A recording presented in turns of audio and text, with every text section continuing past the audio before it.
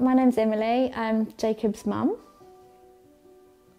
Hi, I'm Jacob and I'm 7. Jacob was a happy, healthy baby until 18 months old. He had some temperatures and was genuinely unwell. He ended up being taken to A&E and then blue lighted to Great Ormond Street, where we found out that he had HLH. Basically, the only cure for HLH was to have chemotherapy, which he started straight away, and a trial drug, which he started straight away in the spine. So the only cure for HLH is chemotherapy and a bone marrow transplant. So we started the chemotherapy whilst we looked for a bone marrow transplant donor, which they found in March of 2019. And at 2 years old, he went into his first bone marrow transplant. He was in hospital for a long time recovering from that. He had many complications post-transplant. Unfortunately, the transplant wasn't a success and it failed, and he developed autoimmune hemolytic anemia and required a second bone marrow transplant. He had a second bone marrow transplant in December of 2021 after many months of being in Great Ormond Street, in and out. And the donor was an unrelated match from Scotland. So at 18 months old, he started his chemotherapy and had the bone marrow transplant. Obviously spent a lot of time in hospital, in and out, a lot of blood transfusions, bone marrow spirits, lumbar punctures. Got really poorly afterwards and spent just a long amount of time in hospital. He had the second transplant, and these beads of courage, each one means something. Like, one is for chemotherapy, isn't it? Yeah. One's for the yellow are for all the hospital stays that he's done. The green is for being neutropenic, for ambulance rides, for losing your hair. A lot we've stopped. Things like he's had a Hickman line in his chest, so each one is for a dressing change, and each time he's gone down to surgery to have a new line put in. These are also all on here. Being in hospital a lot, he's been neutropenic a lot, which means he hasn't been able to mix with other children, and he's been immune suppressed for most of his short life. He started back school last year and he's just taken it all in his stride. He absolutely loves going to school, don't you? And mixing with his friends.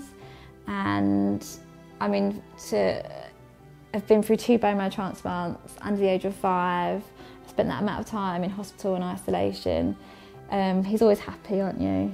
And he's just really brave, aren't you, and courageous. So it was lovely for him to be nominated, so everyone else could see how brave you are, isn't it? I'm Philip Asher, I'm the head teacher here at All Saints. I've known Jacob since before he was due to start with us in reception, and we had lots of online meetings to support him accessing school, and we talked about what that plan would look like. From the very beginning, he's been absolutely raring to go, wanting to be here, you know, he's here now every day. He spent some time where he had to access school online for a couple of hours, and he's had some tutors that visited him at home as well, that school sent and provided for him. But now he's here 9 till 3. I think he would probably want to be here 8 till 5 if he really could be. He's a very determined, brave young man that wants to do his absolute best in everything. The children are very supportive, they're very helpful, they take a lot of care about him, they want to include him. He's not, they treat him just like they would treat each other. They're very friendly, they play lots of games together, they're running around. They want to help him raise awareness of things, so there's a lot of fundraising activities. Jacob often wants to organise those as well, so he organised a bun sale very recently that raised about £400 towards Great Ormond Street.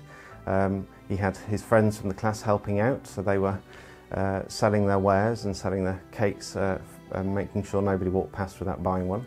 You know, it's a real team effort. He's got a lot of support, a lot of staff are aware of him, they help him and support him and make sure he's all right as he's walking around the building, and say hello to him, and he joins in. He loves sort of being part of the assemblies together and joining with the singing, and joining in with our story times and thinking about our school values. So he's really immersed himself in what being at school is all about. Yeah, so obviously without Jacob's donor, he wouldn't be here. So it would just be lovely if more people could be on the donor bone marrow register. If you're 17 to 55, it's just such an easy swab to do, and obviously you could save a life like Jacob's, which twice your life has been saved by an anonymous donor that has donated their bone marrow to you.